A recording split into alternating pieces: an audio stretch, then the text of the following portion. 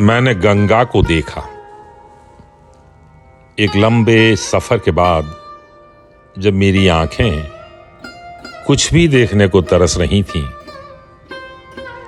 जब मेरे पास कोई काम नहीं था, मैंने गंगा को देखा। प्रचंड लू के थपेड़ों के बाद जब एक शाम मुझे साहस और ताजगी की बेहद जरूरत थी, मैंने गंगा को देखा। एक रोहू मछली थी डब डब आंख में, जहां जीने की अपार तरलता थी।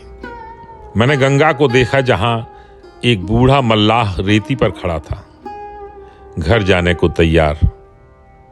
और मैंने देखा बूढ़ा खुश था। वर्ष के उन सबसे उदास दिनों में भी मैं हैरान रह गया ये देखकर कि गंगा के जल में कितनी लंबी और शानदार लगती है एक बूढ़े आदमी के खुश होने की परछाई। जब बूढ़ा जरा हिला, उसने अपना जाल उठाया, कंधे पर रखा, चलने से पहले एक बार फिर गंगा की ओर देखा और मुस्कुराया। यह एक थके हुए बूढ़े मल्लाह की मुस्कान थी, जिसमें कोई पछतावा नहीं था। यदि थी तो एक सच्ची और गहरी कृतज्ञता बहते हुए चंचल जल के प्रति। मानो उसकी आंखें कहती हों, अब हो गई शाम, अच्छा भाई पानी, राम राम।